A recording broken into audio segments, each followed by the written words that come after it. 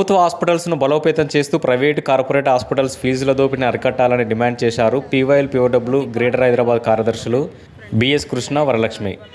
ఆసుపత్రులు, వైద్య సేవల సమస్యలపై ప్రగతిశీల యువజన సంఘం పీవైఎల్, ప్రగతిశీల మహిళా సంఘం పీఓడబ్ల్యూ రాష్ట్ర కమిటీల పిలుపులో భాగంగా నగరంలోని డిఎంఅండ్హెచ్ఓ కార్యాలయం ముందు ధర్నా నిర్వహించారు.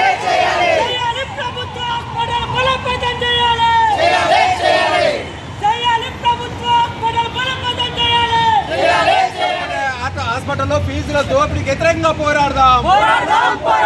ఫీజుల దోపిడీకి వ్యతిరేకంగా పోరాడదాం. బలోపేతం చేయాలి, ప్రభుత్వ హాస్పిటల్స్ ని బలోపేతం చేయాలి. ప్రభుత్వ హాస్పిటల్స్ ని బలోపేతం చేయాలి. ప్రభుత్వ హాస్పిటల్స్ లలో అన్ని రకాల టెస్టులను చేయాలి. అన్ని రకాల టెస్టులని ప్రభుత్వ హాస్పిటల్లో చేయాలి. ప్రభుత్వ హాస్పిటల్లో పేదల పేదలందరికీ మందులను అందించాలి. ఈరోజు డయాగ్నోస్టిక్ సెంటర్ వరకు కూడా ఫీజుల దోపిడీకి నియంత్రణ లేకుండా పోయింది. ఈ ప్రభుత్వం ఎంత నిర్లక్ష్యంగా ఉన్నదో అర్థమవుతుంది. చేసినటువంటి సర్వేలు ఏం ఏర్పడదంటే గాంధీ హాస్పిటల్ నుండి మొదలుకొని చిన్న బస్తీ హాస్పిటల్ వరకు కూడా పూర్తి స్థాయిలో మంది లేకపోవడం చాలా ఇబ్బందికర విషయం.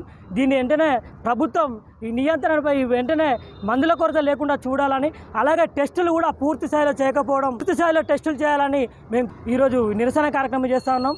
ఈరోజు ఉస్మానియా హాస్పిటల్ చేయడం మంచిదే, కానీ ఉన్నటువంటి హాస్పిటల్ ఎలాంటి ప్రాబ్లమ్స్ ఉన్నాయి, ఎలా ఉన్నాయని చూసుకోవాల్సిన అవసరం ఉంటుంది. కాబట్టి మీరు వెంటనే ఈ సమస్య ఆసుపత్రులను బలోపేతం చేయాలి, ప్రైవేట్ ఆసుపత్రుల్లో ఉన్నటువంటి దోపిడీని అరికట్టాలనే అంశంతో నినాదంతో మేము దాదాపు 2 నెలలుగా సర్వేలు నిర్వహిస్తూ ఉన్నాము. అట్లాగే ప్రతి హాస్పిటల్ తిరిగాము, డయాగ్నోస్టిక్ సెంటర్స్, మెడికల్ షాపులలో కూడా మేము సర్వేలు చేశాము. దాంట్లో భాగంగా మేము దశలవారీ కార్యక్రమము ప్రభుత్వ ఆసుపత్రులను బలోపేతం చేయాలనే ఉద్దేశంతోనే దశలవారీ కార్యక్రమాలు చేస్తూ ఉన్నాము.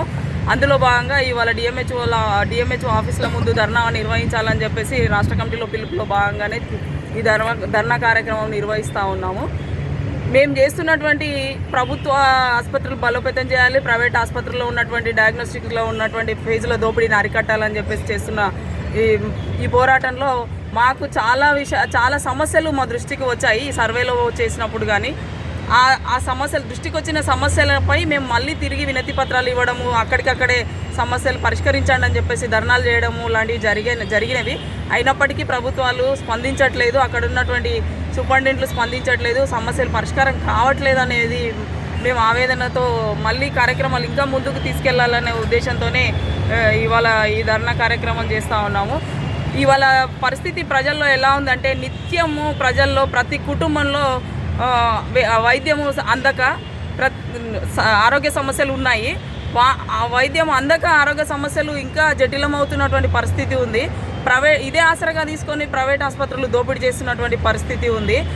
ప్రభుత్వాలు, పాలకులు మొదట వైద్యంపై బడ్జెట్ కేటాయించి వైద్యంపై దృష్టి పెట్టాల్సిన అవసరం ఉంది. అది వాళ్ళకు కూడా తెలుసు.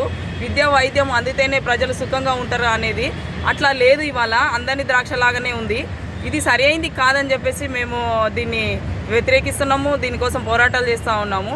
ప్రభుత్వం దృష్టి సారించి మా సమస్యల్ని, మా డిమాండ్లను పరిష్కరించాలని చెప్పేసి కోరుతూ ఉన్నాము. ఈ సందర్భంగా ఈరోజు గత 2 నెలల నుంచి అనేక హాస్పిటళ్లలో సర్వేలు చేస్తున్నాము.